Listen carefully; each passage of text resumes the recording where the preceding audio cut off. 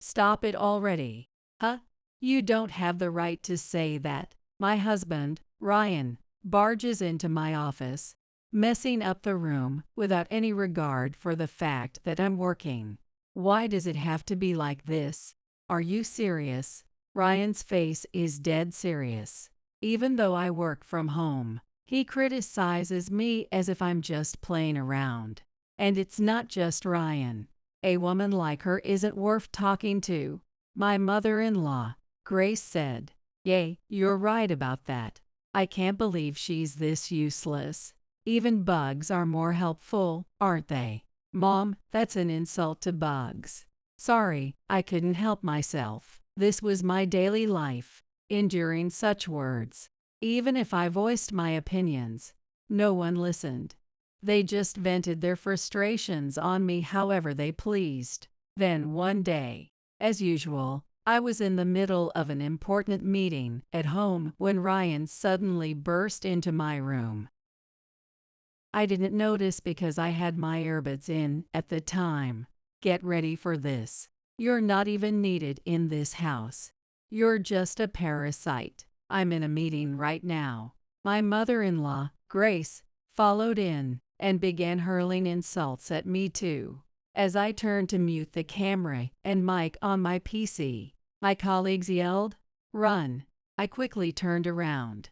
Ryan was holding a bucket over his head and dumped its contents on me. At that moment, time felt like it slowed down for the first time in my life. Suddenly, my whole body burned as if it were on fire. The bucket was filled with boiling water. Guess we need to disinfect you more. It's still not enough. I knew I had to escape, so I tried to head to the bathroom. But Ryan grabbed my arm and wouldn't let go. Where do you think you're going? He dragged me out of the room, pulling me along like I was a rag doll. He took me to the living room, where Grace poured more boiling water on me. How is it? Did that disinfect you a little? Who knows? You're quite a big bug to deal with. Someone unemployed like you should get out of this house. I clenched my fists and stood up. My head was so filled with anger that I didn't even feel the pain of the boiling water. Of course, I planned to. I told them that directly. Trash like you won't survive once you leave this house. At this moment, I flashed a sly smile. What are you laughing at? She's probably finally lost her mind, hasn't she? So I revealed my true self to the two of them. You're saying you're the CEO of a $20M company. Stop talking nonsense. She's definitely gone insane. Believe it or not. But the one who'll regret it is you. I had prepared for this moment in countless ways. I went back to my office and returned with divorce papers in hand. Here are the divorce papers. Satisfied? Are you serious? You're the ones who said it first. Ignoring their shouting, I left the house. A month later, Ryan and Grace showed up. This, too, was part of my plan. My name is Olivia. I work at a company I started with friends back in college. I majored in economics at university, but we decided to try something fun and launched an e-commerce site. We sell a variety of products, similar to a major competitor. To avoid getting lost in the crowd, we decided to push a unique concept to the forefront. Jessica, what's up? Jessica is one of the founding members. I've got a great idea. What if we focus on selling leftover stock instead? Let's be bold. I've already gotten approval from the other members. When I looked at the product lineup Jessica showed me, it was indeed filled with items that seemed hard to sell. But they had good designs, affordable prices, and a certain charm. I felt we might have a chance. That does sound interesting, right? Shall we give it a try? Let's do it. At the time, we treated this as just a fun project to work on until graduation. Some of the members had already secured full-time jobs. However, our e-commerce site began gaining attention on social media. And before we knew it, it was generating substantial profits. Since I hadn't secured a job elsewhere, I decided to continue running the business. By the way, Jessica, what are you going to do? I'm going to help Olivia. I don't have anything else I want to pursue. Then let's work hard together. Also, there's something I'd like to ask you. Her request took me by surprise. No, I can't do that. Wouldn't Jessica be better suited for it? Everyone else thinks you're the right choice, too. Again, making decisions without me. Sorry. So what do you think? I hesitated, but I was happy they trusted me so much. All right, but in exchange, Jessica, you'll have to work even harder as my partner. When I told my parents I would skip traditional employment and continue as the CEO, they didn't object and gave me their support. The business continued to grow steadily, and by the time I was 27, we took the company public. It was around that time that I met my husband, Ryan. The meeting took place at a small boutique I frequented. He was the owner of the shop, which had been passed down through generations. You're as lovely as ever. Thank you as always. Take your time browsing. I will. The shop's cozy atmosphere, along with its mix of domestic and imported products, appealed greatly to me. I began visiting regularly, and as I did, we started having more conversations. Apparently, Ryan used to work in an office. However, after his father passed away, the future of the shop was uncertain. Weren't you anxious about taking it over? Of course I was, but I grew up here, and with my mom's bad back, there was no one else to do it. I see. That said, business has been tough. Then Ryan shared something surprising. It's a boring story, but when I was taking over the shop, a so-called friend almost scammed me. Really, that's terrible. Yeah, he was the president of a real estate agency. If I'd gone along with him, I'd have lost the shop. Though he laughed while recounting it, I could sense the hardship he'd endured. Maybe that's part of the reason why I get this sense of disgust when I hear the word CEO. I'm a CEO myself, but maybe it's better not to mention that. By the way, Olivia, what kind of work do you do? Well, I guess I'm an engineer. Wow, that's impressive. It wasn't entirely a lie. In fact, I had helped my friends when setting up the e-commerce site and had gained some knowledge from it. At this point, there was no turning back. I kept visiting the shop and bought various items, hoping to contribute even a little.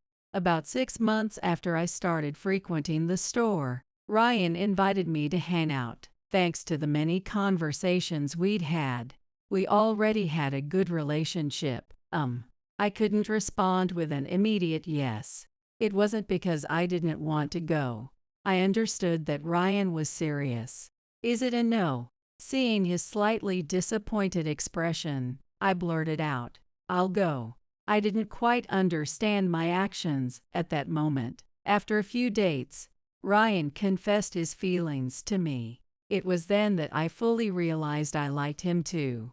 6 months later, I accepted his proposal and was invited to visit his in-laws' house. I'm really nervous. You'll be fine. My mom's kind. I just hope they accept me.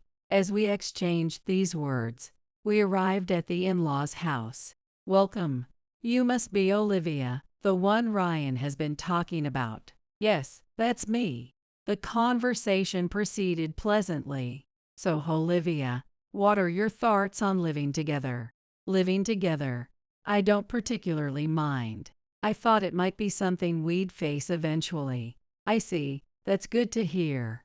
Grace's beaming smile from that moment stayed in my mind for quite a while. I had no idea at the time. I couldn't see the devilish side hidden behind Grace's smile. It was just 1 week after we got married. By the way, what about the new house? Oh, I've already decided on that. What? I hadn't heard anything about it. I couldn't even recall having such a discussion before. For now, let's go take a look. Wait, hold on. Ryan took me to none other than the in-laws' house we had visited recently. Wait, is this the place? Yay, starting today, this is where we'll live. Remember, Mom mentioned it before. I couldn't believe how foolish I had been. Grace's question back then wasn't about some future arrangement, it was about now. At this point, I couldn't suddenly say I didn't want this. I buried my hopes for a private newlywed life deep inside, and resolved to accept the situation. Besides, from my one encounter with Grace, she seemed kind enough, so I optimistically assumed it would be fine. Looking forward to living with you from today. Likewise, thank you for having me. Just remember one thing, Olivia, you're part of our family now. Yes, I understand.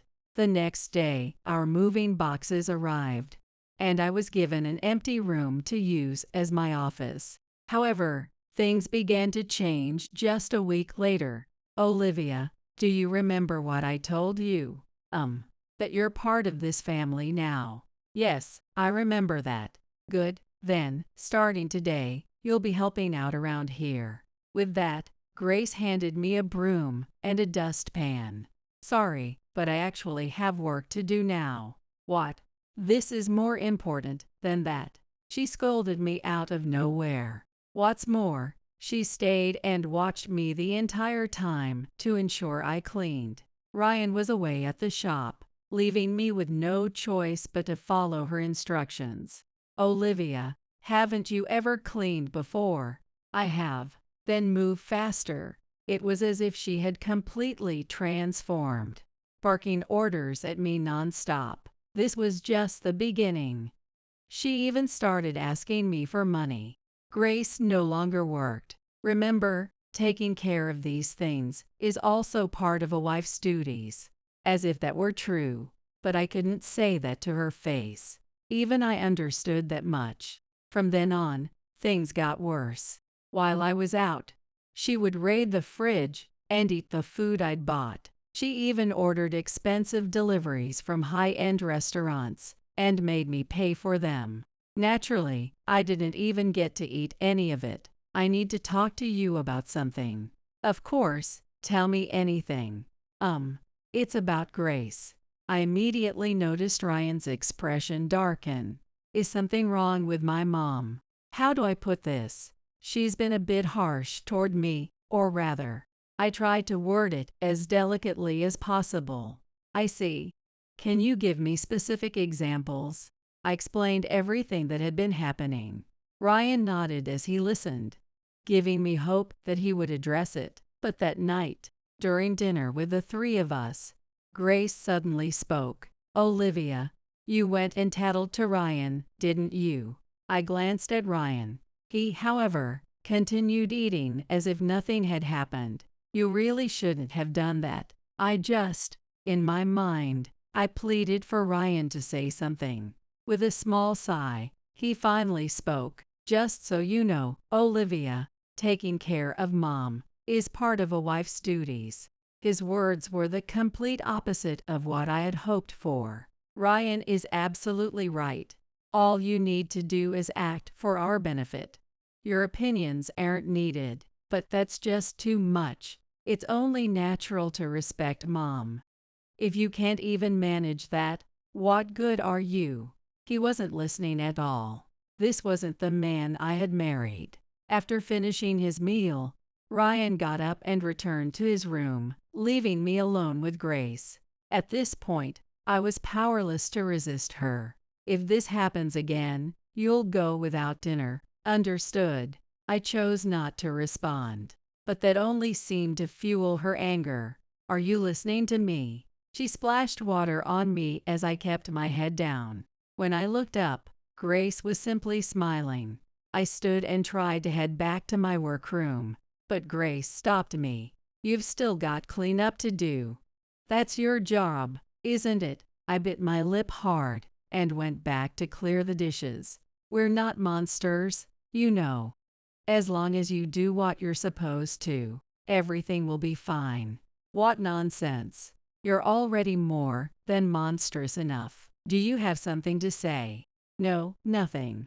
I finished the chores and headed to my workroom. It was the only place in the house where I could be alone without anyone interrupting me. I began thinking about the future. I didn't want to keep being used for their convenience in this house. I considered talking to my parents, but the memory of their happy faces at my wedding stopped me. I didn't want to make them sad. Besides, it hadn't even been 6 months since we got married. If I just did my part, I wouldn't be scolded anymore. I resolved to endure for now and find the right moment to bring up divorce. That was my plan. Looks like you're motivated today, Grace said.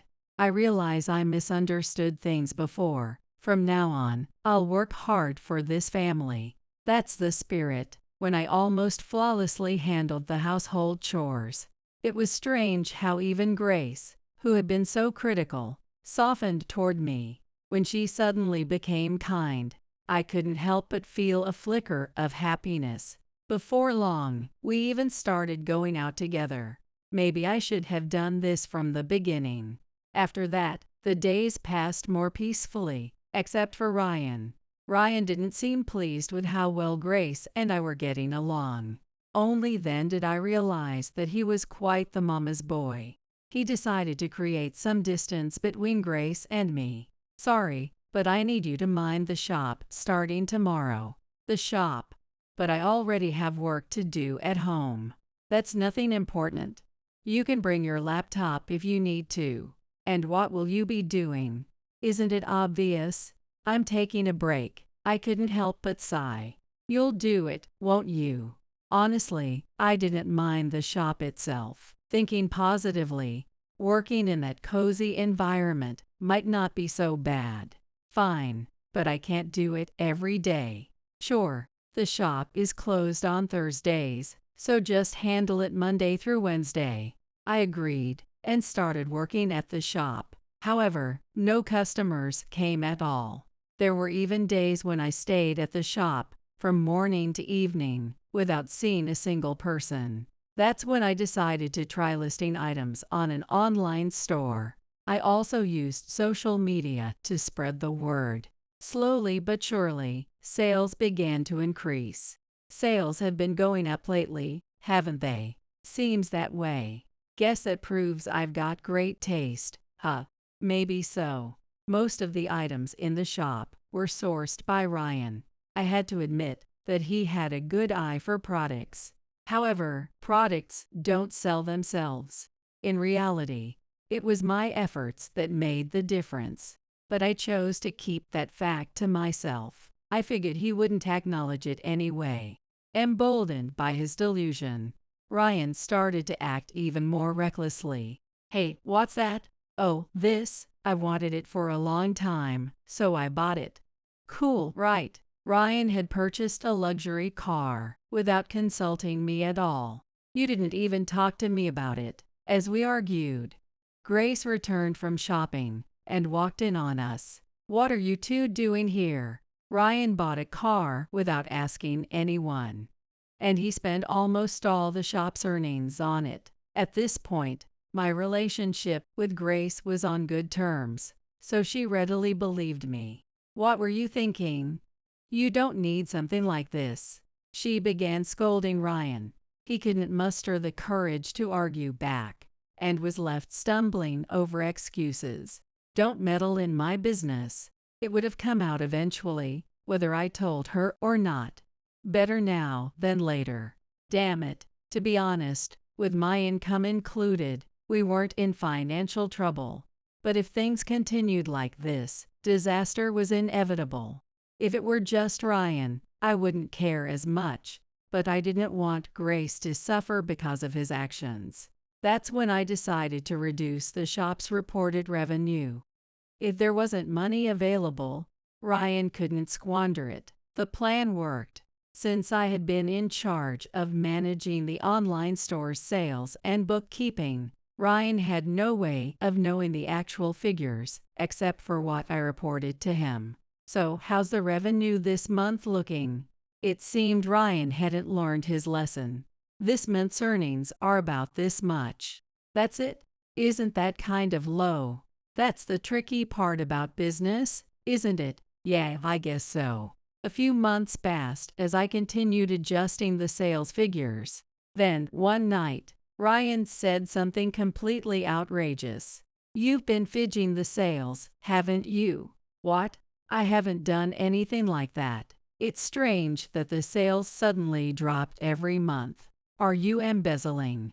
Do you have any proof of that? It's when you were doing the shop shifts. The sales dropped out of nowhere. Even so, that doesn't mean I'm manipulating the sales.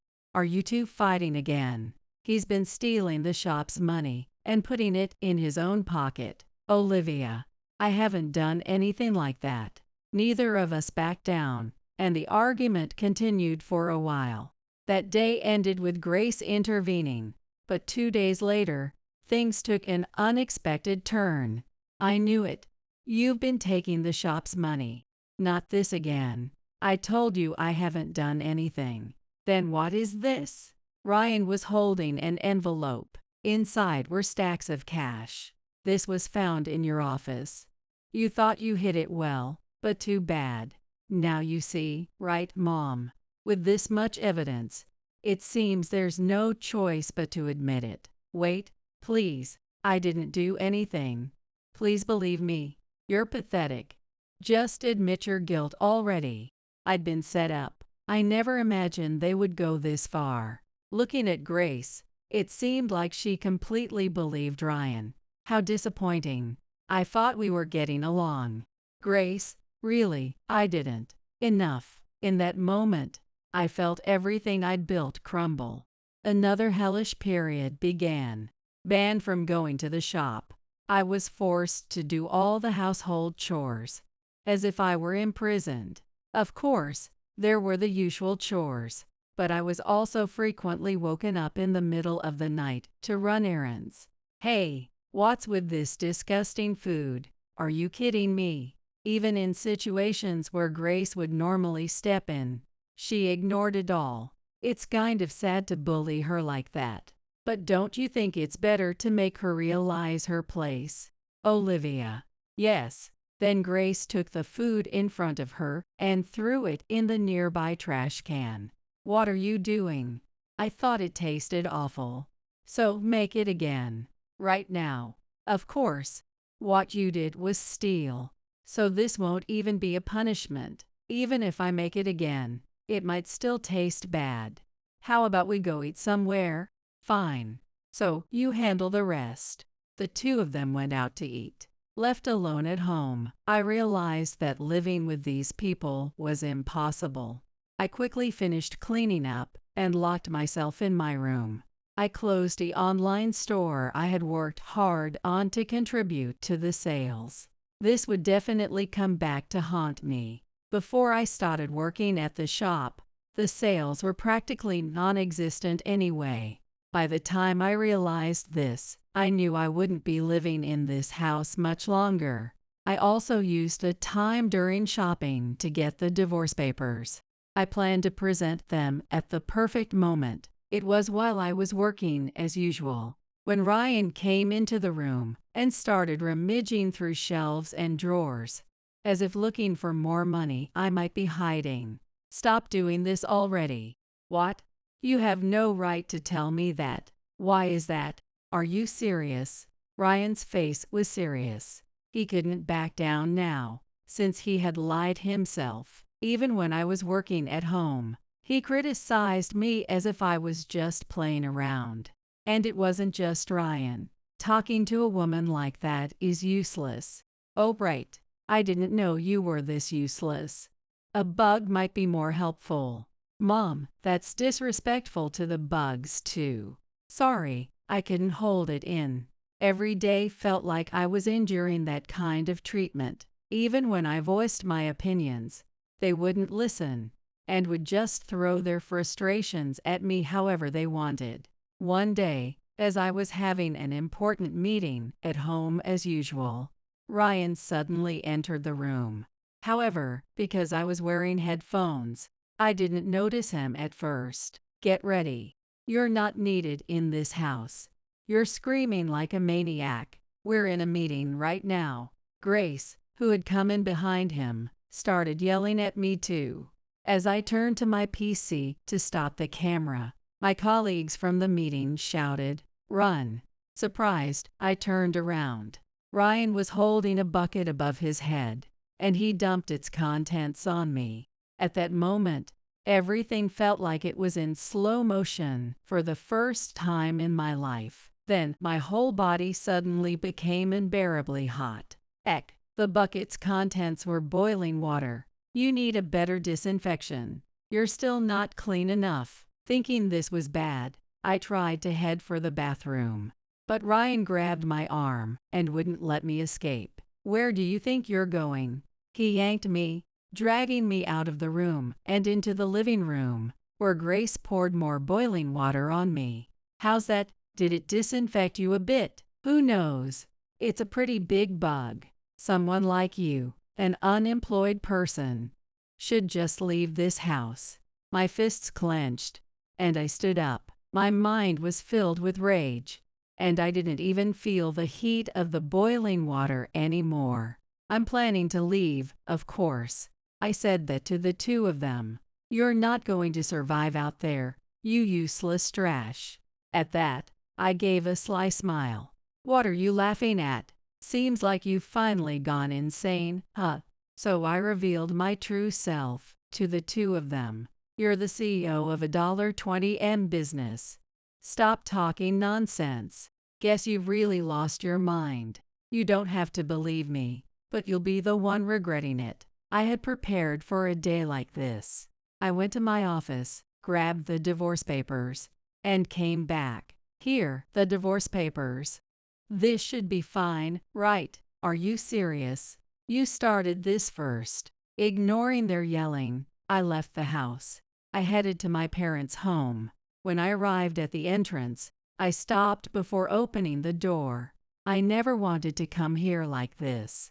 Then I was called from behind. I turned around and saw Mom standing there. "Olivia." "What happened, Mom?" Sensing something was wrong, Mom gently guided me inside. "How's it? Tasty, right? Yay, your coffee is always the best, Mom.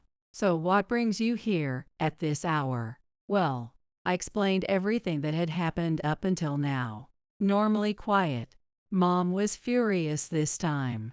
"What is that? Unbelievable. But I've made some preparations for this." "Really? Yay." We waited for Dad to come home, and I told him everything that had happened. Dad immediately wanted to go over there, but I stopped him. "Why are you stopping me? Our precious daughter has been treated like this. Just calm down. They'll come to us eventually." "What do you mean?" "Just wait for that day. You'll see."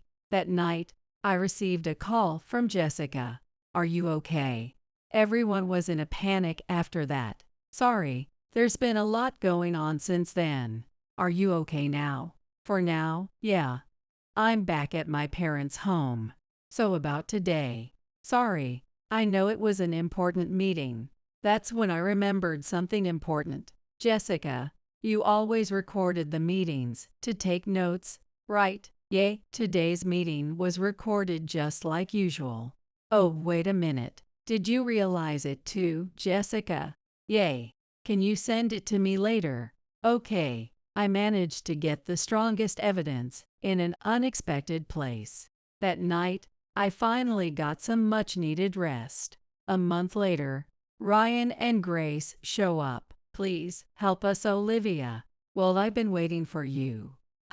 You're probably broke, right? You're the CEO, aren't you?" "We're still supposed to be married. If this goes on, we'll have to give up the store. But that doesn't concern me at all. You know about that divorce paper you gave me." "Oh, did you write it and bring it with you?" Ryan took the folded divorce papers out of his pocket. "Can you just hand it over? This is pointless," he said, then ripped it up in front of me. "The only one who's being pointless is you. Now you get it, right? Come back. Give up, and let's live together again. Please, Say that after you've woken up, I had a secret weapon to push the two of them further into hell. Stop arguing and come back. That's impossible. I think you'll understand after seeing this.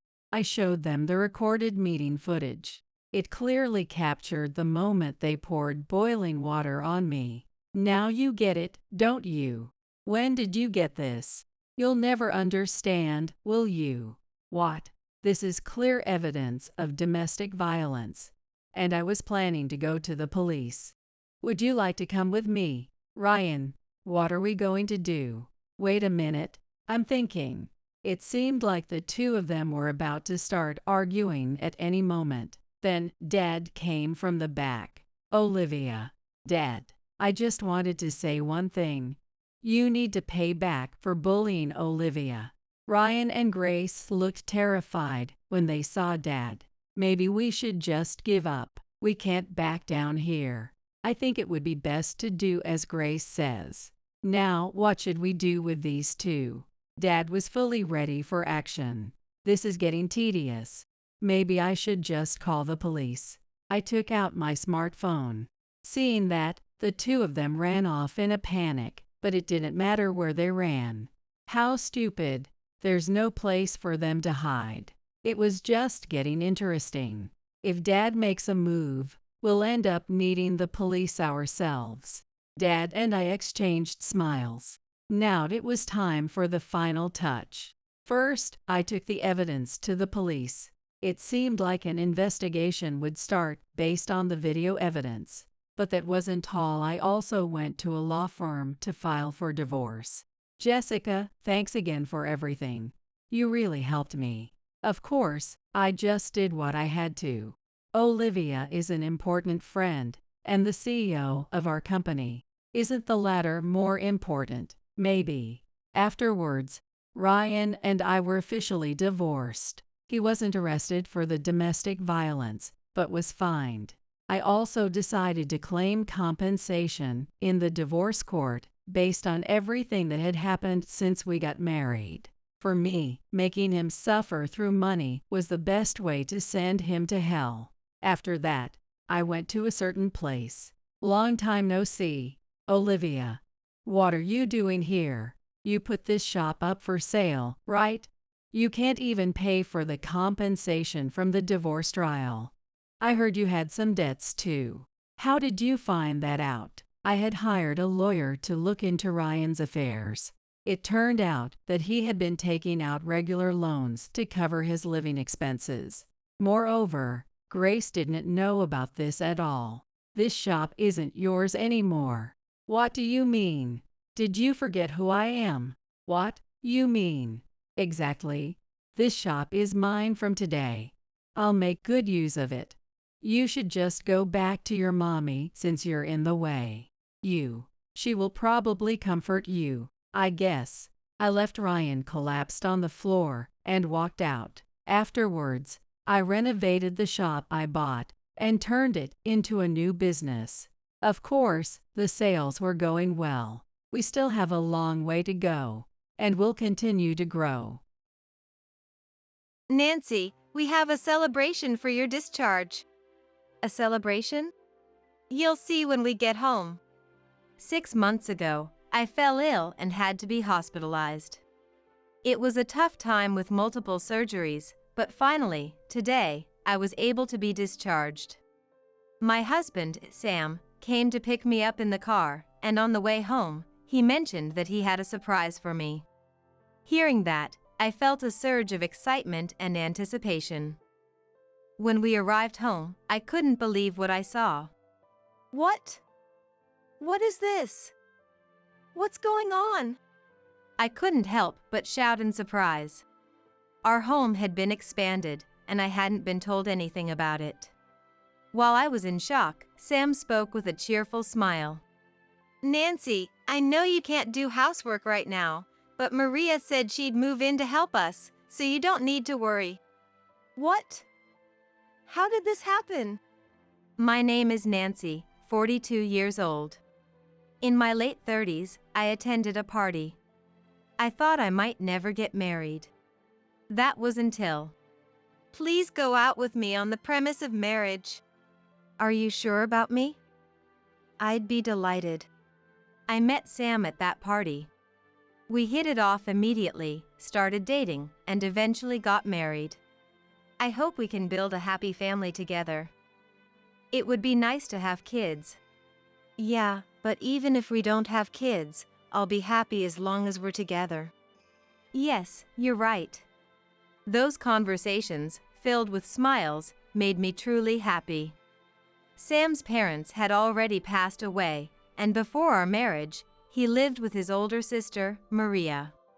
Maria was a workaholic and unmarried, so when Sam and I got married and moved into a new house, she continued to live alone. Occasionally, the three of us would have meals together. Isn't this dish too salty? You should make it milder. Really? I'm sorry. Maria had a straightforward personality, and I found it hard to get along with her. I always worried that Maria might criticize me again. Aside from that, my life with Sam was going well and I was enjoying it. I thought these peaceful days would continue forever. But things started to change gradually from the day of the annual health check at work. I had never had any issues before, so I thought it would be the same this time. But this time was different. There is something concerning. You should get it checked at a major hospital. You're kidding, right? I feel so healthy. This can't be true. I understand it's hard to believe, but the data shows something unusual. No way! I couldn't believe it. But what if it's serious? Filled with anxiety, I decided to talk to Sam. Today was the health check at work, and they said there's something concerning in the results. What? Are you okay? I don't know. They said I should get checked at a major hospital. What should I do? Yeah, you should. Your health is the most important thing. You should get it checked, just in case. You're right. I'll do that. After discussing with Sam, I decided to go to a major hospital. There, I underwent a detailed examination, and the doctor told me, "The test results show that you have a serious condition. Surgery is necessary." What? Is there any chance I can recover with surgery? We will do our best. I see. How long will the treatment take? You will need multiple surgeries. If all goes well, you should be able to go home in about 6 months. 6 months? After that, will I be able to return to work? That shouldn't be a problem. I understand. Then. And so, I was admitted to the hospital for treatment of my illness. 6 months. Will everything really be okay? Can I recover fully? These worries kept floating around in my head, but I knew I had to tell Sam, so I called him. Hello? Sam? I had a checkup at the hospital today, and they found an illness. They said I need surgery. What? Will you be okay? They said that with a few surgeries, I could be discharged in about 6 months if everything goes well. Oh, I see. I'm glad it can be cured. It must be tough, but hang in there. I'm looking forward to you getting better soon. Thanks, Sam. I was worried that it would be hard for Sam if I was hospitalized. But I was relieved because Sam naturally cared about my health and encouraged me. The company also told me to focus on my treatment now, so I could take a leave of absence with peace of mind. However, I realized something. I was so preoccupied with the house, work, and my health that I forgot I needed a change of clothes and laundry. Realizing this, I called Sam again. Sam? I'm sorry to bother you while you're busy. Can you bring my change of clothes to the hospital? And could you take the laundry back home? What? Why me? I don't want to. Hospitals are dirty. Viruses are flying around. If I go there, I'll get sick.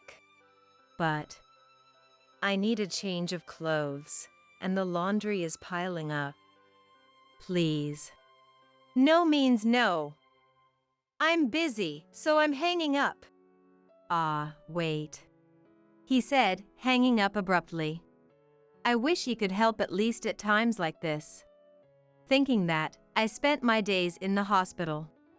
I couldn't get Sam's cooperation, but he... Hello? It's not a big deal, but where are the nail clippers? And where's the TV remote?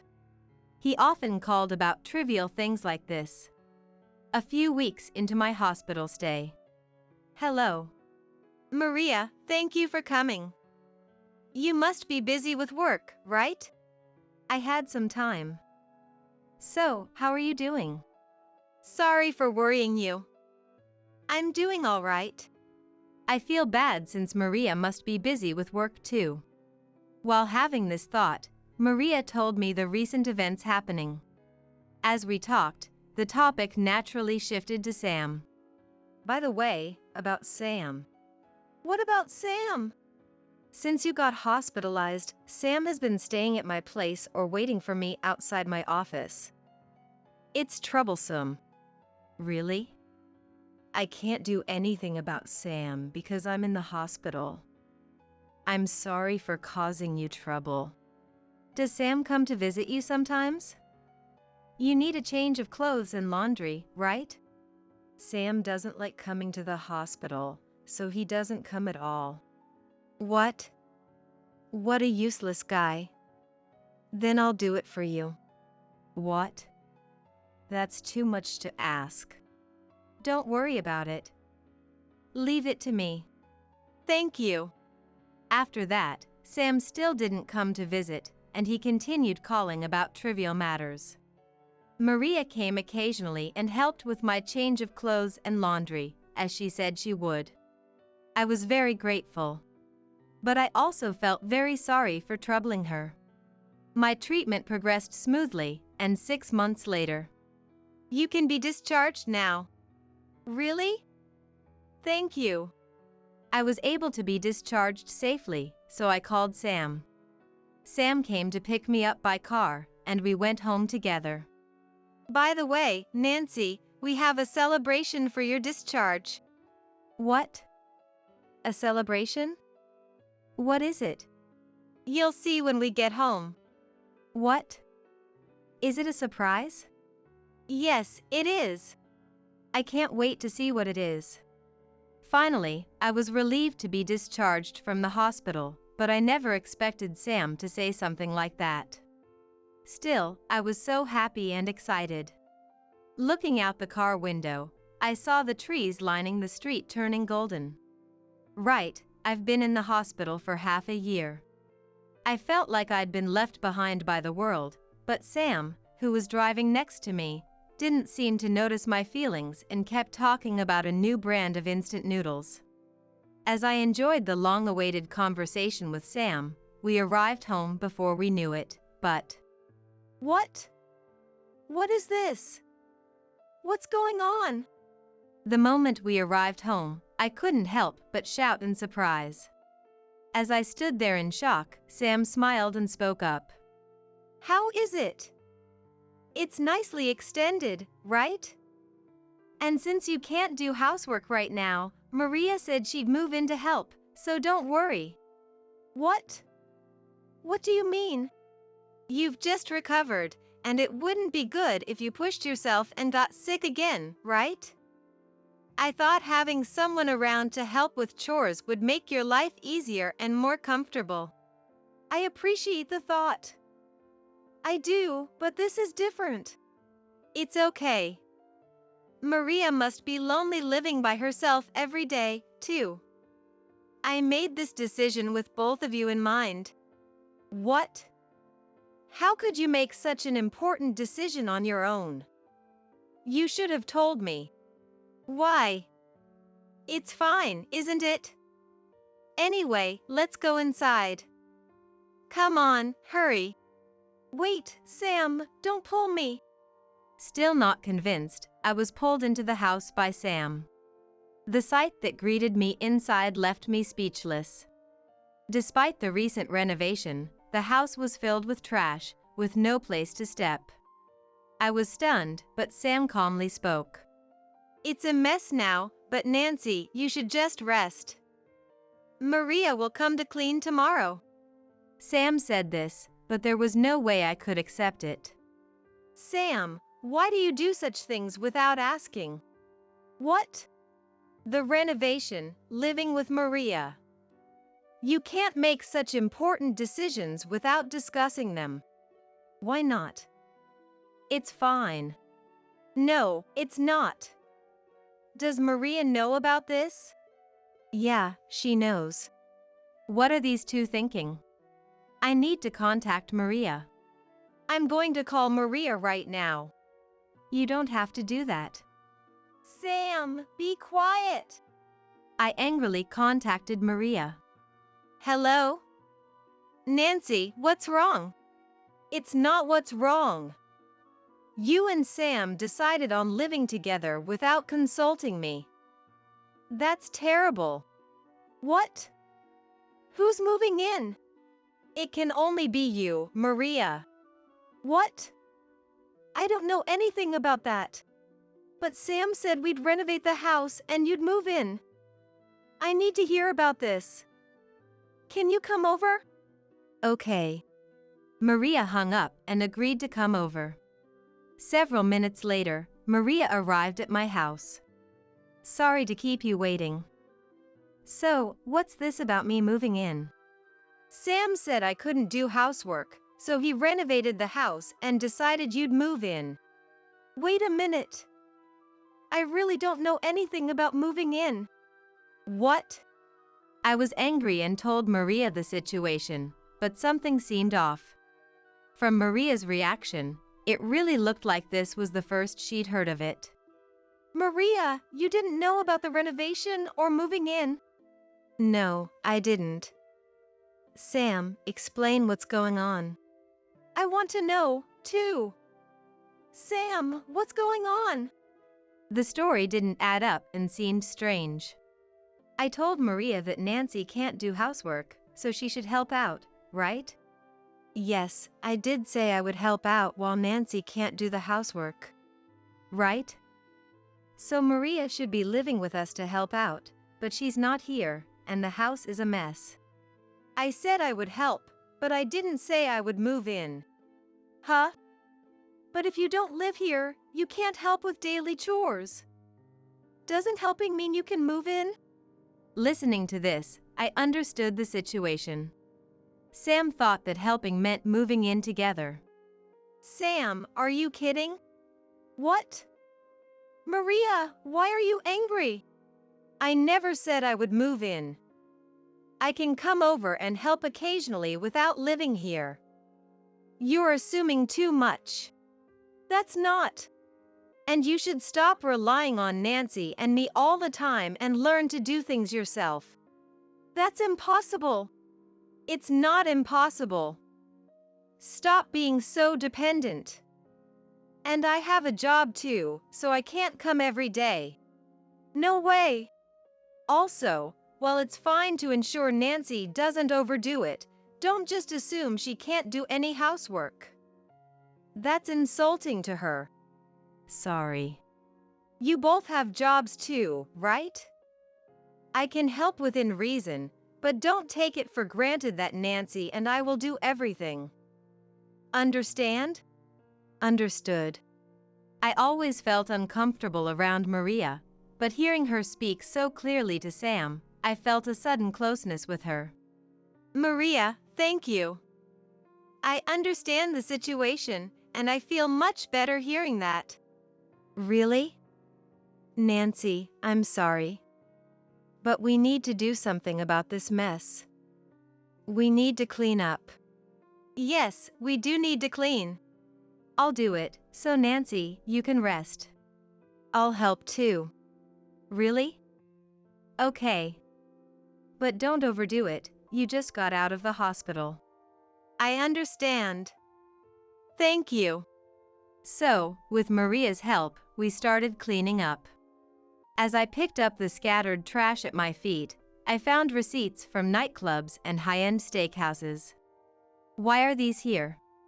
I decided to ask Sam about it. Hey, Sam, can I ask you about these?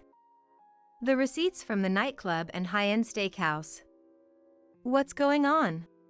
Oh, those.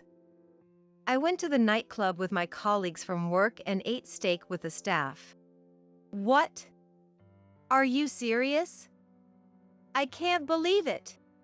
While I was in the hospital, you were out having fun with other women and didn't even visit me? That's unforgivable. And something doesn't feel right. The money. Where did it come from? Sam's savings alone wouldn't be enough for such extravagant outings. Hey, where did the money come from? Sam, your savings wouldn't be enough, right? I took it out from Nancy's savings. What? And I sold some jewelry and bags to get money. I can't believe he sold my things while I was gone. Even as I stood there stunned, Sam continued talking without noticing my reaction. Nancy had quite a few accessories and bags she wasn't using. Selling them made quite a bit of money. What? Are you kidding me? What? Why are you angry? Feeling uneasy, I checked the places where I usually kept my accessories and bags. How much did you sell? Not just my accessories and bags, but even my parents' and grandparents' heirlooms are gone. I sold all of that too. No way. I sold a lot of things, but Nancy's personal belongings weren't worth as much as our grandparents' keepsakes. Luckily, those sold for a good price. How could he be so insensitive, selling other people's things without guilt and calling it lucky? What kind of person thinks like this? As I was lost in disbelief, Maria, who had been watching the scene, spoke up. Sam, you really need to stop this nonsense. Huh? Maria, why are you angry? It's not just Maria who's angry. Nancy too? What's going on with you too? Even though Maria and I were furious with Sam, he seemed clueless about why we were upset. It was truly exasperating. Taking my cherished belongings and selling them without permission is the lowest thing you could do. I can't believe I have a brother like this. It's disgraceful. Huh? You don't need to get that angry. I'm done talking. There's no point in continuing this. Nancy, come to my house. Really? Are you sure? Of course. It's better this way. Thank you. I'll do that. If you're going to Maria's, then I'm going too. Not you, Sam. Absolutely don't follow us. Why? Don't say that. Sam kept shouting, but I decided not to respond as it was pointless to continue the conversation. And so, I went to Maria's house. After arriving at Maria's house, I contacted Sam again. Thinking back, from the beginning of our marriage, he never helped with the housework, relying on me for everything. Even when I was hospitalized. In the end, he went so far as to take my money and important things. I realized I couldn't stay with someone like him any longer and decided to tell him clearly. I'm divorcing you, Sam. Why? I thought it would be good for both of us. I mean, think about it. Maria would be lonely living alone in the future. Nancy, you still need to take care of your health. We don't even have kids. I haven't done anything wrong. You still say such things. It's really unbelievable, I said, and hanging up the phone. A few days later, Sam came to Maria's house. What are you doing here?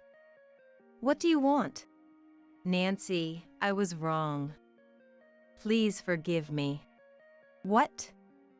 Why are you apologizing all of a sudden? When I left, He didn't show any sign of admitting his fault. So why was he suddenly acknowledging it now? I told my coworkers about Nancy asking for a divorce. They asked why, and when I explained, they said it was only natural. Of course, they did. It wasn't just one person, everyone said the same thing. That's when I realized I was wrong. So, I'm sorry. Nancy, I was wrong. Please forgive me. He couldn't realize it until everyone told him. The more I listened, the more exasperated I became. There was no way I could start over with someone like this. I'm sorry, but I have no intention of getting back with you, Sam. I've already consulted a lawyer about the divorce, compensation, and repayment of the money. From now on, please contact me through my lawyer. Wait. When I said this, Sam seemed too shocked to respond. Then Maria appeared and said, "Just so you know, Sam, I don't want to deal with you either. Don't rely on me." Maria, why? Help me out. If I help you, you'll never become independent. And I don't want my things sold without permission. I wouldn't do that. How can I believe that? You've been taking advantage of the family. Just leave, Maria said, closing the door, shutting Sam out. With the help of my lawyer, the divorce was finalized without issue. The items Sam sold and the money he used were returned or repaid. After the divorce, Sam's reasons became known, and his co-workers started distancing themselves from him. Still unable to do housework, Sam's place became a mess. And it was rumored among neighbors as a garbage-filled house. Maria and I still kept in touch. And one day, she had some happy news to share.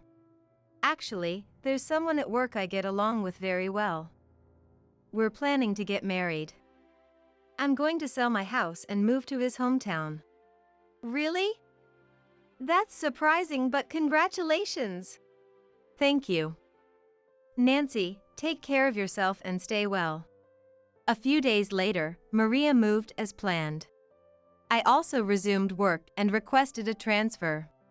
I wanted a fresh start too. Now, I'm enjoying living alone freely. Being betrayed by Sam was truly heartbreaking.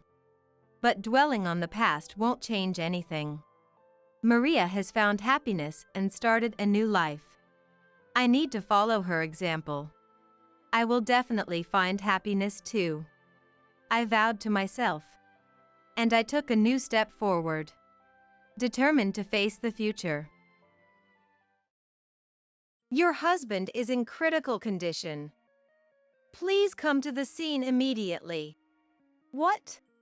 A man identifying himself as a police officer blurted out unexpected words, startling me. I wondered who could be calling on a Sunday morning, and when I picked up, this is what I heard.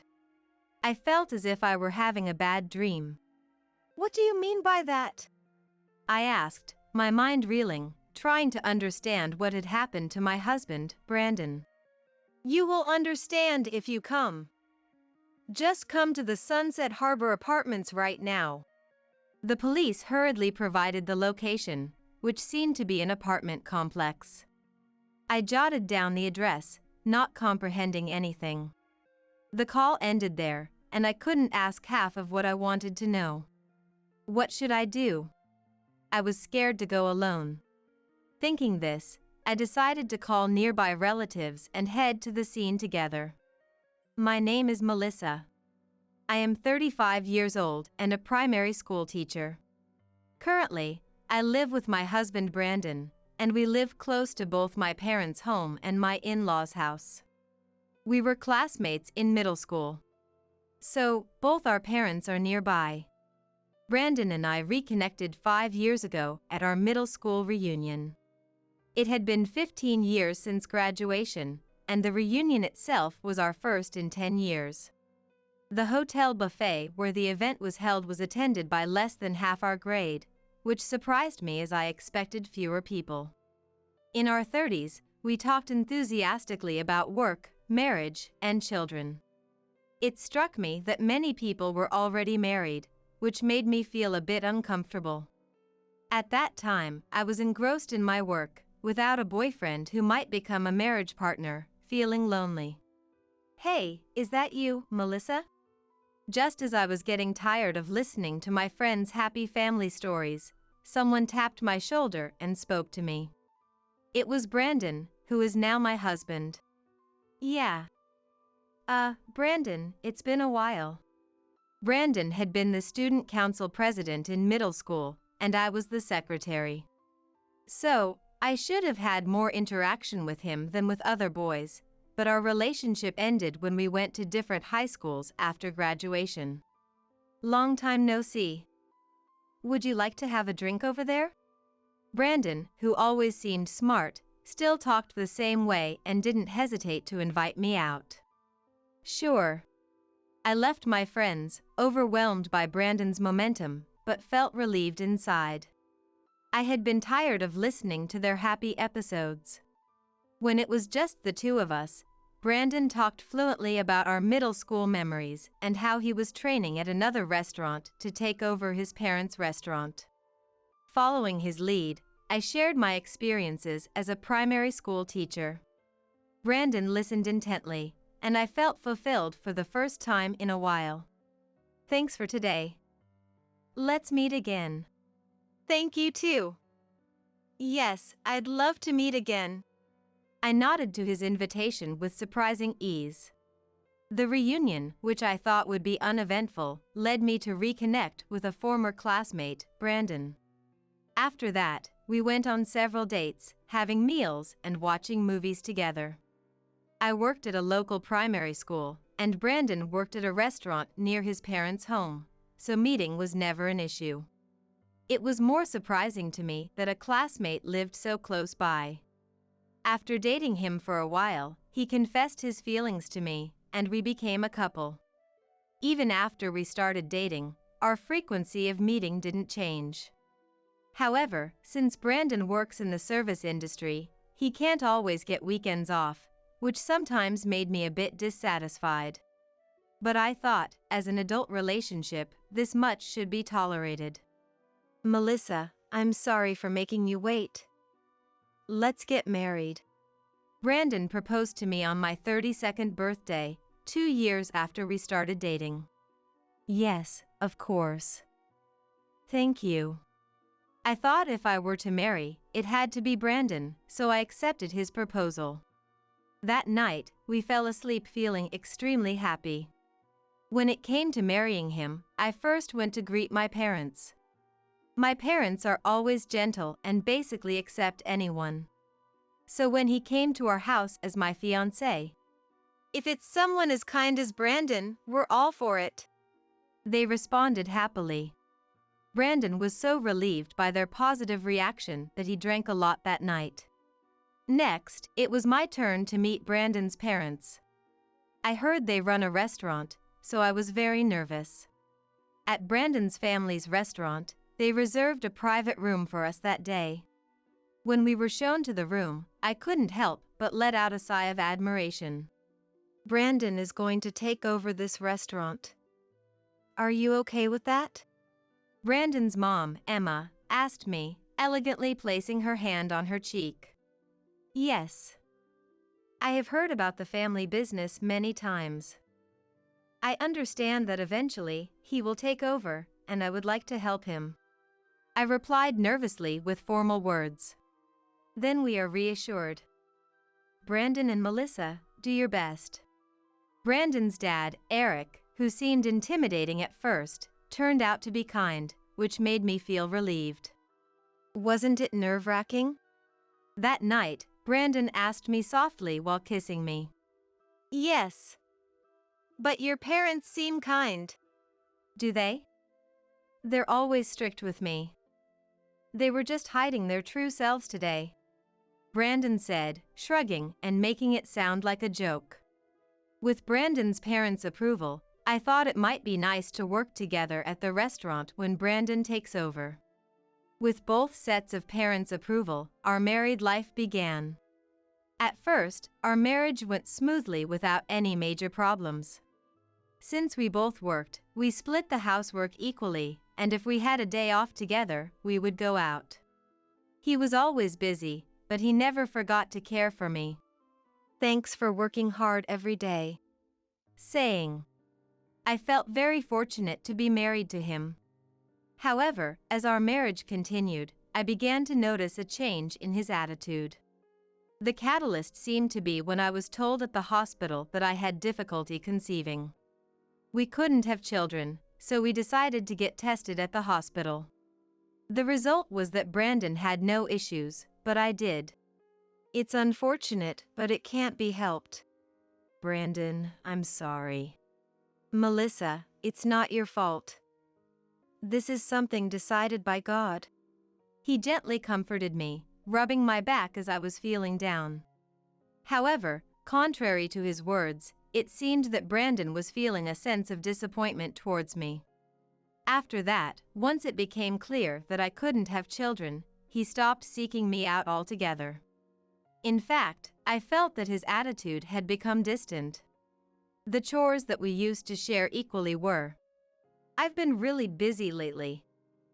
Dad and Mom are always telling me to spend my days off training at the family business.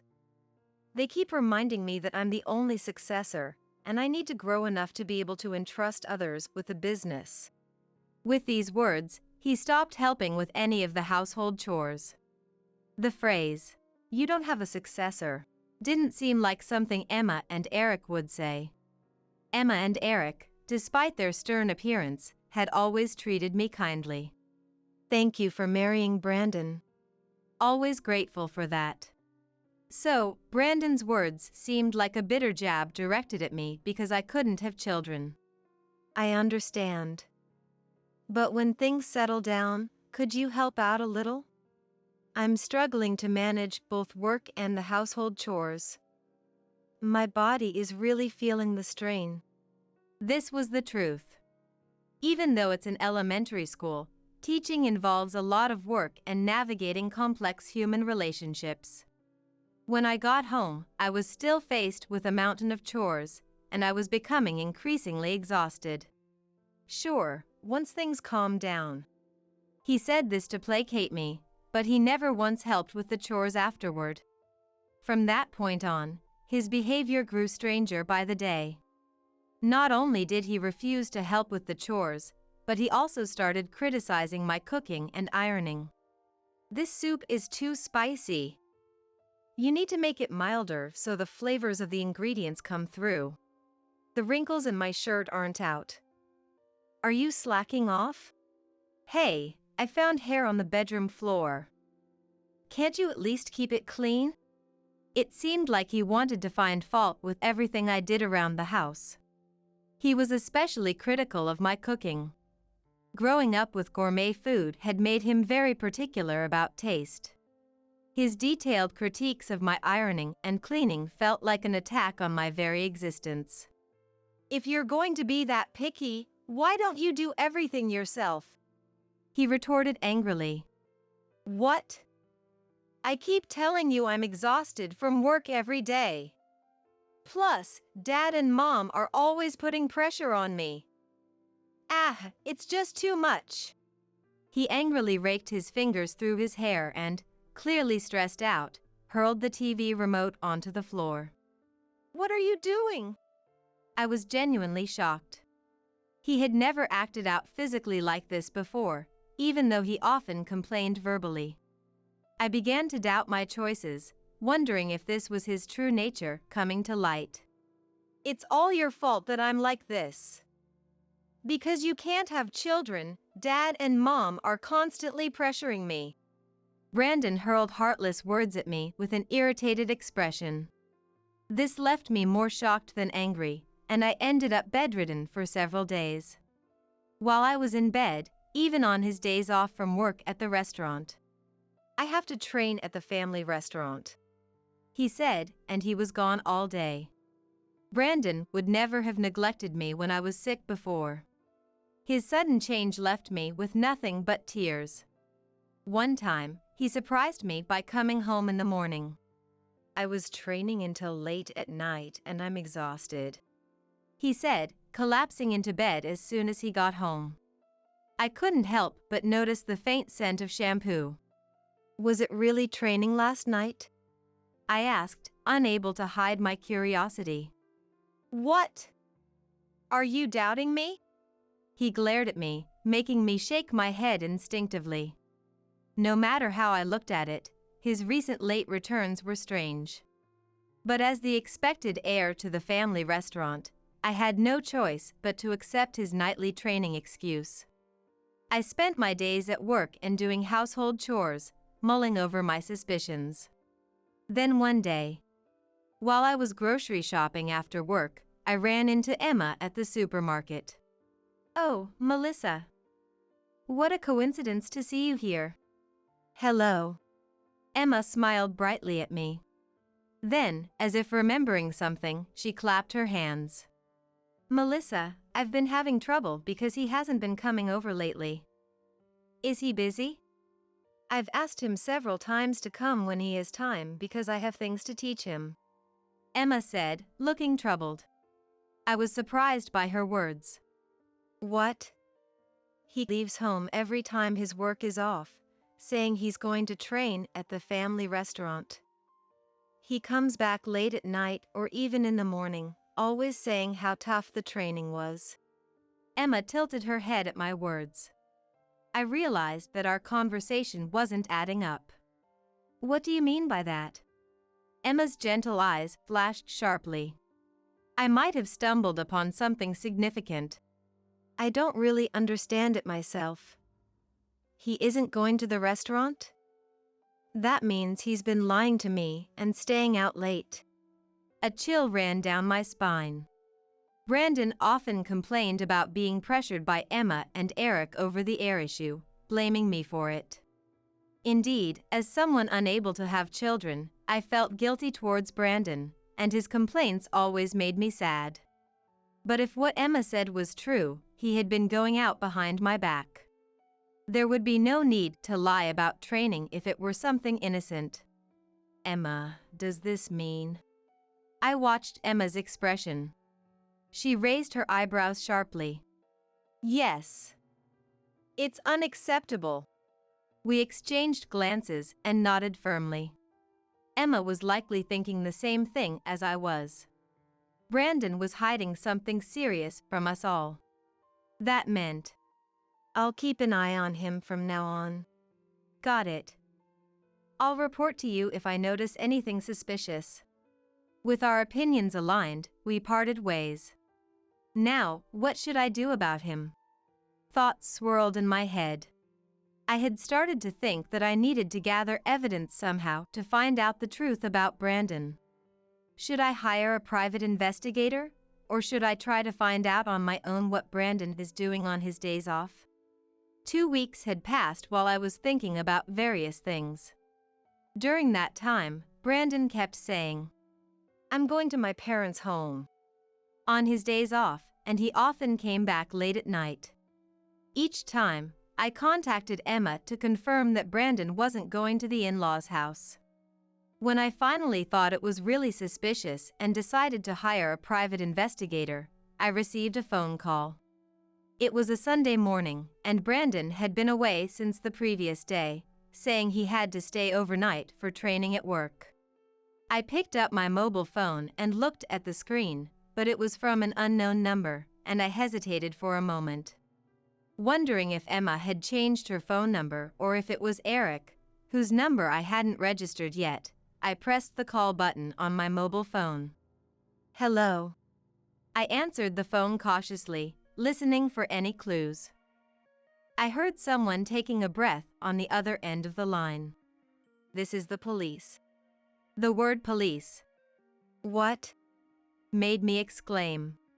What on earth could the police want with me? Feeling suspicious.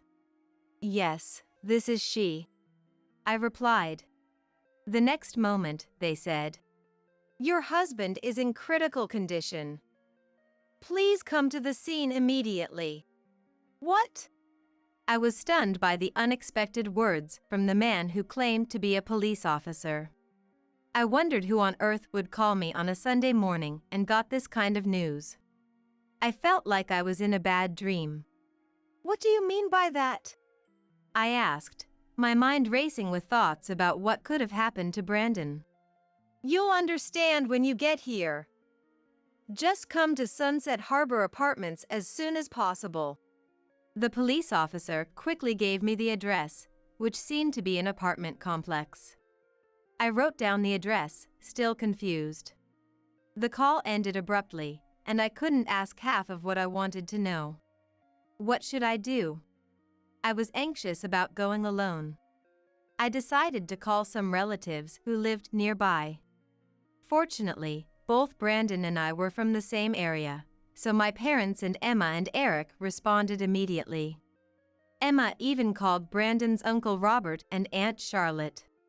With this many people, we should be able to handle whatever happens.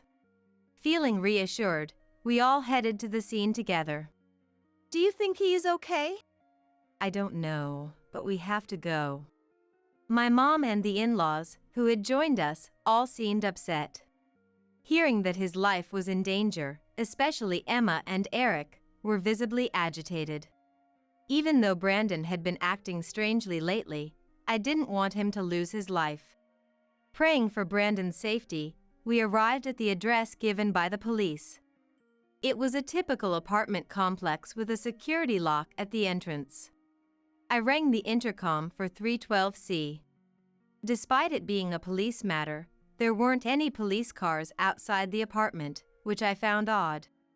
However, the relatives seemed too focused on finding out about Brandon to think about it. Please come in quickly. The police officer who answered the intercom sounded somewhat hurried. When the security door opened, we rushed to 312C. Excuse me. The door to 312C was firmly closed. Normally, in such situations, the police would have the door open and secured, which made me concerned. By this point, everyone except me started to think something was wrong. I nervously reached for the front door. It was unlocked and opened easily. Walking down the short hallway, Emma was the first to open the door to the living room. This is unbelievable! Emma's scream echoed. I imagined seeing Brandon in a horrible state and peeked into the living room from behind her. What? I couldn't believe my eyes at the unexpected sight. There, sitting naked, was Brandon, and next to him was a young woman. The woman was wrapped in just a towel, and I couldn't help but doubt my own eyes. And standing beside them was the man who had called me. Dressed in a suit, he looked like an ordinary office worker, not a police officer. The man turned to us and spoke. I'm sorry for lying about being the police. I'm Nicholas, the husband of the woman sitting here, Amanda. This is our home. Lies, wife, husband, Emma mumbled, looking confused. Meanwhile, Brandon and the woman, Amanda, were blushing furiously. Can you tell us what happened? I realized I had been tricked by Nicholas, who had pretended to be the police. However, seeing that Nicholas meant no harm to us, I decided to calmly listen to the facts. Actually, Nicholas began to explain the situation. Recently, Amanda's behavior seemed strange. She would come home very late, even though she only had a part-time job. When I asked for reasons, she would make the same excuses, like saying a night shift worker suddenly called in sick. At first, I just brushed it off, thinking it was normal. But then she started being out even on her days off. And lately, she's only been working her part-time job about twice a week. She used to work 5 days a week. When she told me she cut back because she was tired, I started getting suspicious. it was really tough on me. Amanda desperately tried to make excuses, but in this situation, her words sounded hollow. Nicholas continued. Naturally, I began to suspect she was cheating. I'd ask her things like, "Who did you drink with tonight?" or "How are you connected to your friend's boyfriend?" I was trying to catch her off guard, hoping she'd slip up and reveal something. But she never did. She was careful. So, I changed my strategy. I lied about going on a business trip and set up hidden cameras in the house. Isn't recording without consent illegal? Brandon shouted. I glared at him. Who are you to talk? You have nothing to defend yourself with. Seeing his face twist in frustration, Nicholas resumed his story. Last night, I stayed at a nearby motel. I watched the house through the cameras the whole time. The footage streamed live to my mobile phone. And as you can see, this man came over, and in no time, he and Amanda, well, you get it. I wanted to burst in and catch them in the act, but when I saw them fall asleep naked, I thought I'd wait and make a bigger scene by inviting the man's family over. This morning, while they were still asleep, I came home and caught them. Melissa's contact information was given by this man after a bit of persuasion. Sorry for being so mean. Nicholas spoke calmly, but his actions revealed a desire for revenge. Setting up hidden cameras in his home and summoning me, Brandon's wife, to expose his wife's infidelity showed his determination to retaliate for the humiliation he had endured. After Nicholas finished speaking, Amanda, with tears in her eyes, said, "You're the worst." But Nicholas's expression remained unchanged. You think I'm the worst? Are you insane? It was as if he was silently challenging her. Perhaps for the young Amanda, Nicholas, being significantly older, was not satisfying. Although Brandon was around the same age, he had a youthful appearance, making it understandable why Amanda might choose him as a lover. I, his wife, analyzed this situation calmly, feeling a bit disgusted with myself. Damn it. You all are ganging up on us. It's not fair. Besides, isn't it you and that guy's fault for not satisfying their partners? Faced with undeniable evidence of his infidelity, Brandon could only lash out at us. Even though he was being stared down by everyone, I had to acknowledge his defiant spirit. However, I couldn't bring myself to forgive Brandon. I stepped forward. There were so many things I wanted to say to Brandon. Who's really being unfair here? You knew I couldn't have children, and yet you blamed me, saying Emma and Eric pressured you to find an heir, and that you needed to make sure you was ready to take over. Wasn't that all a lie? What? Pressure? We never said anything like that. Did we, Eric? I only wanted to teach you about the job. I never mentioned anything about an heir. Emma and Eric looked puzzled.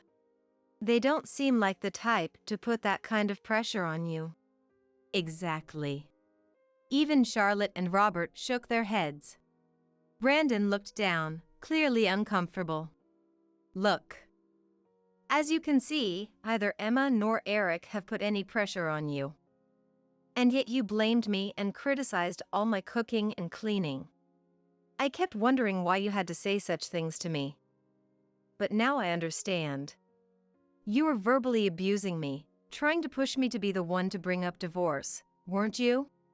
That's... Brandon's face turned pale and twisted. It seemed I was right. I was utterly astonished. How could he tell such a lie that would be discovered so quickly? I couldn't comprehend it. The thought that he had been infatuated with a younger woman made me feel sick. I hated my past self for being so thrilled about marrying him. I had thought that with him, our conversations would be lively, and we'd have a fun married life. Feeling betrayed, I nodded at Nicholas, who was experiencing the same humiliation. Amanda, I'm divorcing you. And you can bet I'll be asking for alimony in court. Nicholas said this clearly to Amanda. Wait a minute, why alimony? I was played by this man. He forced his way into my house and pinned me down in bed. In a final act of desperation, Amanda turned on Brandon, who was slumped beside her. He looked at Amanda, shocked. Hey, what are you saying? Why am I the only one being blamed? You knew I was married when you approached me at the store. That's a bigger crime. What? Brandon and Amanda started arguing, both still naked. The low-level blame game left everyone speechless. The hidden camera footage would clearly show that Brandon hadn't forced Amanda into anything. Nicholas and I finally reached our breaking point with their pitiful bickering. Both of you, who are you arguing with? You're both married, and you cheated. That is the truth. I'm divorcing too. Exactly. Stop fighting each other and apologize to us. Then, get out of this house. Brandon and Amanda's shoulders shook. Riding on our anger, even Emma and Eric began to criticize Brandon. Brandon, you're no longer fit to take over our family business. Apologize to Melissa right now. I don't care about you anymore. You can pay for your alimony yourself, got it? As relatives, we're ashamed. We won't be lending you any money either. No way. Brandon looked at Emma, Eric, and me with pleading eyes, as if he had planned to ask them for help with the alimony. Until you pay what you owe, I'll keep coming back. Be prepared for that, I said in a calm voice, and finally, Brandon stood up, put on the clothes he had left scattered in the bedroom, and left Nicholas's house. Amanda, left behind, looked at Nicholas and said, "I'm sorry." But Nicholas saw it as mere crocodile tears and threw her clothes at her, tossing her out of the house. Left behind, we all exchanged glances, trying to grasp what had just happened and sighed deeply. Melissa, I am deeply sorry for our foolish son. Emma and Eric apologized sincerely. How could such respectable parents produce a son like Brandon? It was all his doing. Emma and Eric, you're not to blame. Even as I said this, Emma and Eric continued to apologize profusely. I divorced Brandon in less than 3 days after that. It turned out Brandon started his affair with Amanda when he found out I couldn't have children. I felt sorry for Brandon in that regard, but that didn't excuse his cheating. I remembered the hurtful words he had thrown at me and demanded a substantial settlement and compensation in the divorce court. Currently, Brandon doesn't have the means to pay the requested amount in full and ended up in debt. If he had taken over the family restaurant, he could have repaid it quickly, but Emma and Eric decided against letting him take over. Apparently, they were fed up with him for cheating and hurting me. Without inheriting the restaurant, Brandon no longer needed to work at the restaurant where he had been training. Despite this, he should have continued working to support himself, but it turned out Brandon had been skipping work to see Amanda. The restaurant owner was furious and fired him. Having lost both his assets and his job, Brandon is now looking for a new job. Brandon, who had thought he would make a living as a chef from a young age until recently, now found himself aimless and in a state of despair. In his mid-30s, he had no interest in a corporate job and managed to get by with part-time work at a diner. However, part-time work alone wasn't nearly enough to pay off his debts. I assumed he was looking for a full-time job while working part-time, but apparently, Brandon had taken up gambling, hoping for a quick turnaround. I thought to myself that he would probably be in debt for the rest of his life. I hope you fall into a self-deprecating lifestyle and suffer from debt hell. I imagined his downfall from a distance, feeling detached. Meanwhile, I decided to start to find a new man again. I had initially thought I would stay single for a while, but Emma and Eric encouraged me to find a better man. At the dating agency, I made sure to note in my profile that I was unable to have children. Recently, a man reached out to me, saying he didn't mind not having children and just wanted to get to know me better. He seemed very sincere and calm. I felt a glimmer of hope, thinking that maybe I could start over with him. I can't stand it anymore. Why does this quiet neighborhood smell so much like the countryside? After my son Dylan and my grandson Oliver left to pick up the food they ordered, Dylan's wife Charlotte said this with a look of disgust on her face. Feeling uncomfortable, I immediately got up from the sofa. Maybe I should take a walk around the neighborhood until Dylan and Oliver get back? Then Charlotte laughed loudly. If you don't want to breathe the same air as me, feel free to leave this house right now. Of course not. I'm not planning to go back home. Dylan and Oliver kindly invited me for dinner, after all. Charlotte glared at me with an angry look. You dirty woman, no food for you. And don't use the shower or the toilet. You're an adult, figure it out yourself. Then Charlotte brought her nose close to my body and pretended to smell me blatantly. Anyway, eating in the same space as a dirty woman like you makes me feel sick, and you'll dirty the shower and toilet, so definitely don't use them. This is not a request, but an order to leave. At that moment, Dylan and Oliver came back home with smiles on their faces. The fragrant smell from the table stimulated my hungry stomach, but I deliberately didn't touch the food. Charlotte was smiling triumphantly as if she found something amusing. The moment I saw her face, I reached the limit of my patience. I stood up from my chair right there. Excuse me for a moment. Dylan and Oliver looked surprised. Mom, what's wrong? Yeah, Grandma, sit down and eat with us.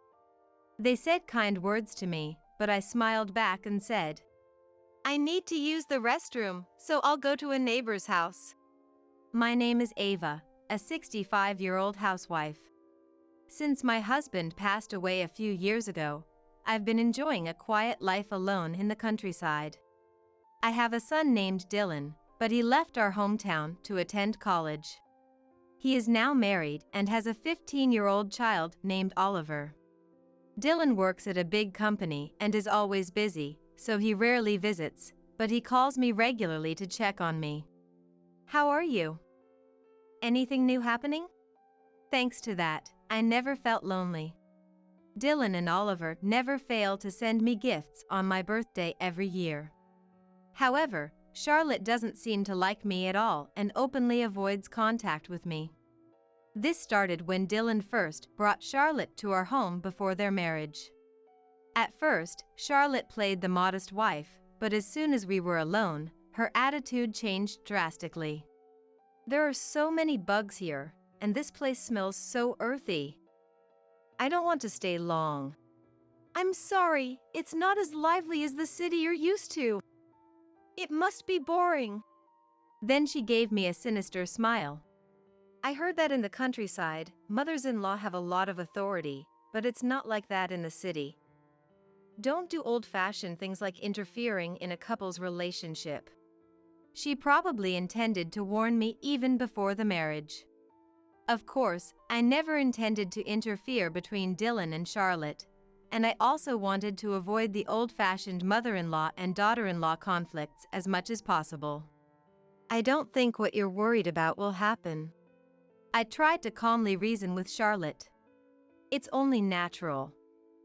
In the city, if people heard that a son was still in touch with his mom, they'd laugh at him and think he was ridiculous. Seeing her true nature made my skin crawl. However, Dylan seemed completely unaware of her true colors, and even after getting married, he continued to call me. Occasionally, though rarely, I would receive calls from Charlotte, but it was never because she acknowledged my existence. Ava, I've told you multiple times, please stop interfering with our family. We're very annoyed by your persistent calls. Charlotte, if you feel that way, I apologize. But I have never once called Dylan. He's the one who always calls me. He is such a mama's boy. As long as his salary is decent and the household expenses are covered, I don't have any complaints. Then Charlotte, in a voice clear enough for me to hear, said, If you're giving us money, you're more than welcome. Otherwise, please keep your opinions to yourself. Okay, I understood. I felt sad, but since Dylan continued to call me regularly, my gloom didn't last long. Furthermore, even when Charlotte said unreasonable things to me, I never conveyed those facts to him. I wanted to avoid causing a rift in a couple with sensitive children at any cost, and I also wanted to believe that even if Charlotte disliked me, she didn't hate him. Oliver, unlike Charlotte, has always been fond of me since he was a child up to now at 15 years old. During one holiday, Oliver once came to visit me alone. If you have a cell phone, we can call each other anytime. He even went with me to a nearby store to buy a cell phone. Today's cell phones are amazing. You can make video calls without spending any money. Saying this, he patiently taught me how to use the cell phone. I'll write down the necessary steps, but if there's still something you don't understand, feel free to ask me anytime. I have school on weekdays, but I'm free on weekends. Oliver, much like Dylan, grew up to be a very straightforward and kind boy. Oliver, you're so sweet. Thank you always. But once you start high school, you'll be even busier. When will we see each other next? On the day Oliver was leaving, I finally teared up and said, Oh, don't cry. With a cell phone, we can always stay connected through video calls. Saying this, Oliver hugged me. Grandma, you should come over to our place sometimes. Dad and Mom will welcome you. Even if Dylan would, Charlotte probably wouldn't welcome me. Nonetheless, I was genuinely happy about his concern for me. Since then, every weekend, I received video calls from Oliver on my cell phone. Grandma, guess what? I was chosen as a regular in the basketball team's official games. That's great. Oliver, you're amazing at both studies and sports. Being able to stay in touch with Oliver whenever I wanted was my source of joy. However, that joy was short-lived. One day, I received a video call from Oliver. Grandma, how are you? His voice lacked its usual energy and enthusiasm. It seemed like he was whispering to avoid drawing attention, and it was very dark around him, probably because there were no lights on. Oliver, where are you calling from? He glanced around and then said, I'm outside the front door. If I call from inside, Mom will get mad at me. He stuck out his tongue and laughed. According to him, Charlotte never liked the fact that he was video calling me. If you video call that person again, I'll take your mobile phone away. That's what she had warned him. What is she thinking? I said, trying to ensure that Oliver wouldn't get his mobile phone taken away. Don't push yourself too hard. Let's end this before it gets too long. Next time, call me when your mom isn't around. Yeah, I'll contact you when I get the chance. Just as he promised, Oliver called me via video the next afternoon. He was out with friends from school, and unlike the previous day, he didn't have to whisper. Even at 15, Oliver still loves his grandma. Shut up, go away. His friends laughed at him, but he seemed to enjoy our conversation. However, I felt that his tone was still somewhat gloomy. Mom's not around right now, right? Why do you sound down? Did something happen? Well, it's about Mom. Oliver started speaking hesitantly. When Dad is away for work, a strange man visits Mom. Sometimes she leaves with him in his car. Mom wears different makeup and clothes then. She greets him with a bright smile I've never seen her show to me or Dad. At 15, Oliver seemed to sense something was wrong. Though he didn't say it explicitly, He seemed to suspect a rift might be forming between his parents. But if I try to ask Mom about it, she gets really moody and doesn't cook dinner. It scares me. I see. But it might just be your imagination.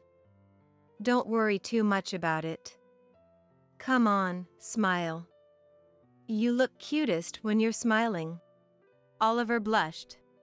Stop it, it's embarrassing. And said, "One day, I got a call from Dylan after a long time. Do you want to come over this weekend and have some good food with us?" What? What did you just say? For a moment, I thought I had misheard. Hearing my voice, Dylan laughed and said, "It's lonely and boring eating alone all the time, right? So, sometimes come over and have dinner with the family." I hesitated and said, But, are you sure it's okay? "Oliver wants you to come.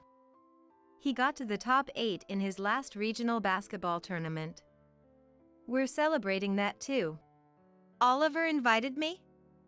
In that case, I'll gladly accept. That day, Dylan picked me up at the station after finishing work. "Did Charlotte say anything about me coming today?" I asked him while we were waiting at a traffic light. "No, she didn't say anything in particular. But why are you worried about that?" He replied with a gentle smile, turning the question back to me. No, it's nothing. I gave a vague response and awkwardly smiled. It seemed that he was completely unaware of her true nature. When we arrived at the house, just as I got out of the car, the front door opened, and Oliver came rushing out. Grandma, I'm so glad you came. I've missed you. When I handed him the local specialty sweets I had brought, he beamed. Awesome, we'll have them together later. Oliver took my hand and led me inside the house. As soon as we stepped in, I felt a strange sense of quietness. "Where's Mom? Is she not home?" She's here, sort of. Oliver replied hesitantly, pointing towards the living room. With a sense of foreboding, I slowly walked into the living room. "Welcome." Charlotte greeted me lazily from the couch, not even bothering to turn her head. Her voice was robotic, making my spirits sink. As I stood there in shock, Oliver pulled my hand. "What are you doing?" "Sit here." He directed me to the couch. Mom, stop lying there. Grandma needs a place to sit. Reluctantly, Charlotte moved at Oliver's urging. After using the bathroom, Dylan appeared in the living room.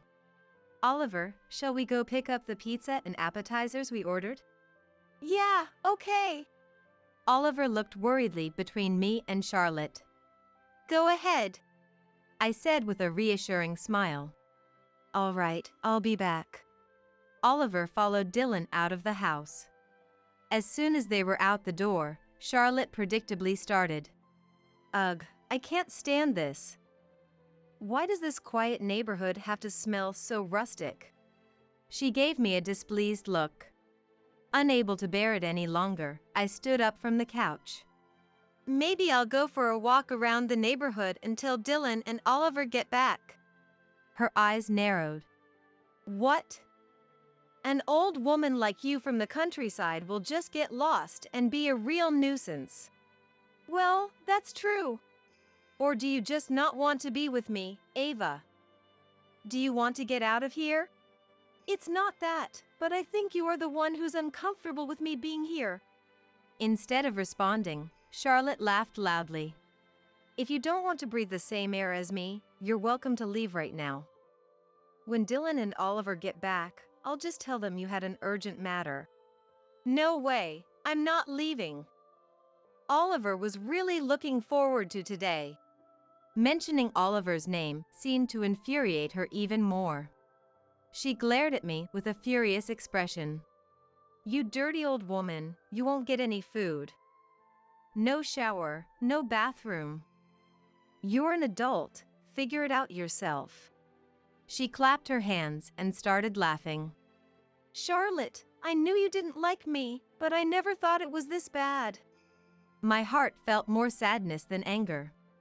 Why do you hate me so much, Charlotte? If there's a reason, please tell me. Charlotte frowned deeply. There's no reason. I just never liked you from the beginning. That's all there is to it. I married Dylan because he's financially stable.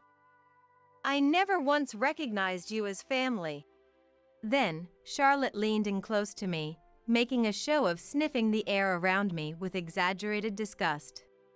Listen, I can't stand being in the same space as you. It makes me sick to my stomach. You're filthy. Don't use the shower or the toilet. This isn't a request, it's an eviction notice. At that moment, Dylan and Oliver came home, both smiling. Hey, it's great the roads weren't busy for a weekend. Dylan said this as he laid out the freshly bought pizza and appetizers on the table. Charlotte set out Mom's plate. Charlotte, looking annoyed. Okay. Reluctantly complied. The savory smell filled the dining room, and my stomach growled with hunger, but I deliberately refrained from touching the food. What's wrong?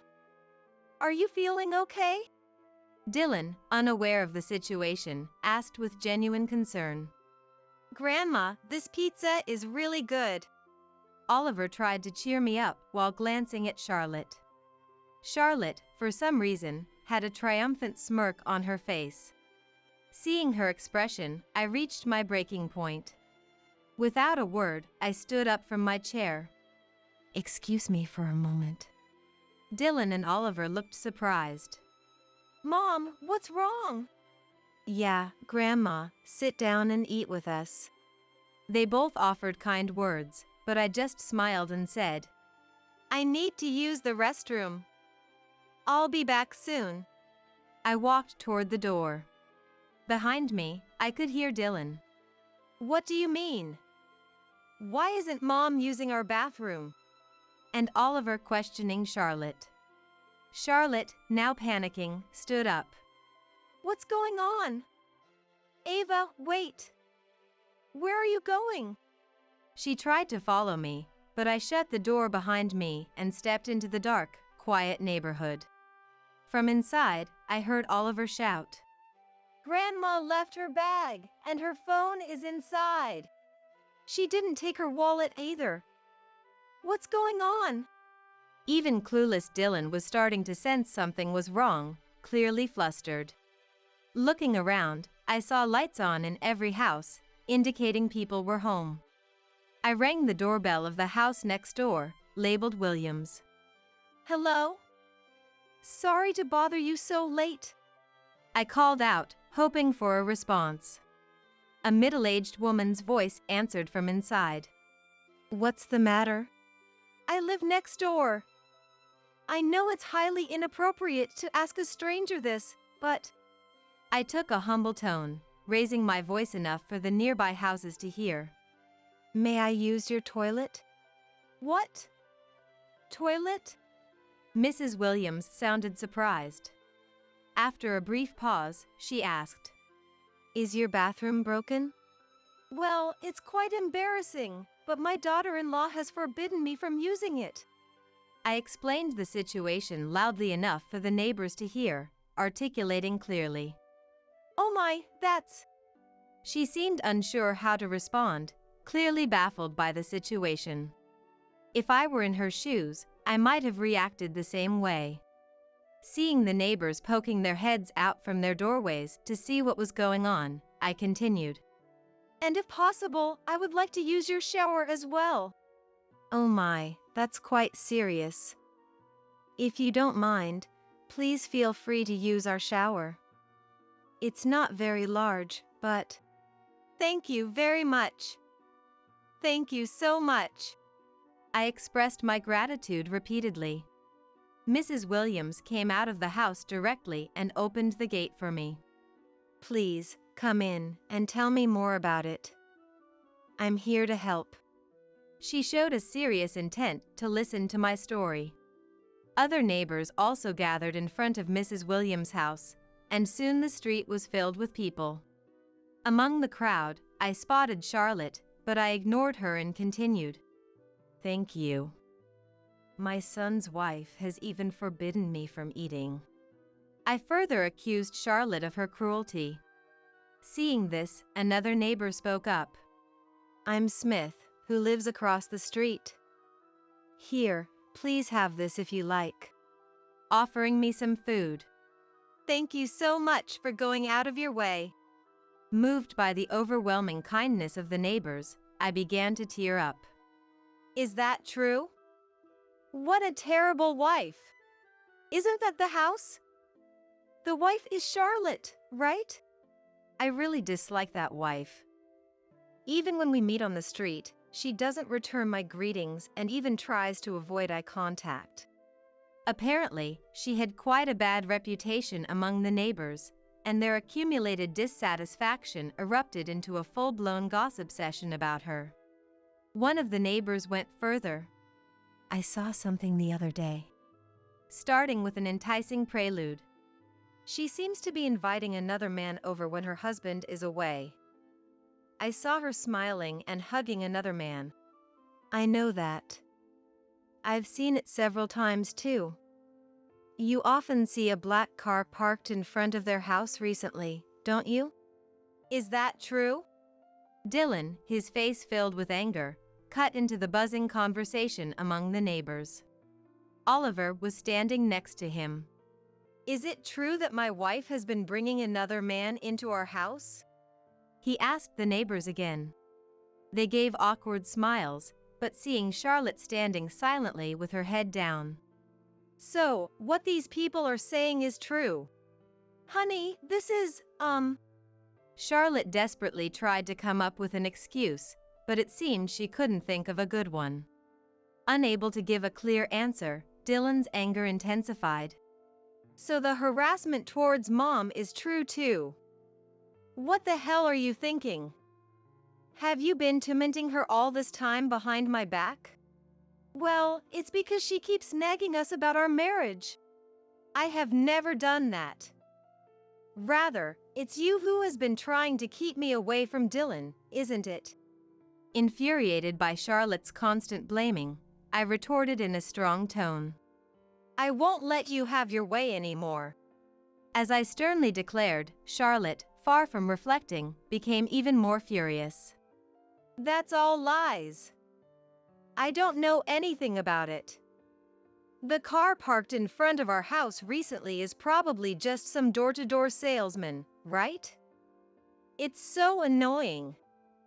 Everyone around here is just jealous because I'm the youngest and prettiest. So they spread baseless rumors that I'm bringing other men into our home to ruin our family. The person is the owner of the cafe in the next town over. One of the neighbors shouted. Hey, don't say unnecessary things. Lucas has nothing to do with this.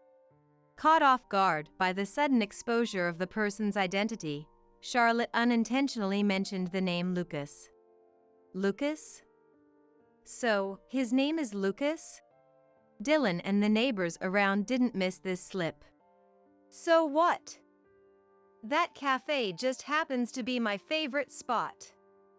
It's not strange to know the owner's name, right? Or do you have proof that I'm having an affair with him? Charlotte tried to deny it, but Oliver, who had been quietly watching the commotion, spoke up. I've seen it many times. Mom getting into that Lucas guy's car. Her expression was different than when she looks at me and Dad. She seemed excited. He testified calmly with a mature tone. Oliver, what are you saying? You are the most important person to me. Charlotte tried to hug Oliver, but he pushed her away. I can't trust you anymore, Mom. I'm disappointed that you would do such terrible things to Grandma. He pushed Charlotte away with a strong tone. Oliver, you've known all along about her and that guy's relationship, haven't you? You've been suffering, right? Oliver nodded and continued. I wasn't sure. I just thought maybe. but I didn't want to hurt Grandma or Dad, so I kept quiet. I hugged Oliver tightly, feeling his kind heart that always thought of me and Dylan over himself. That owner was good-looking, though. I'm really disappointed by this whole situation. I'm not going to that cafe anymore. I've heard he brings in other young women too. The rumors quickly spread, and regular customers began to leave Lucas's cafe one after another.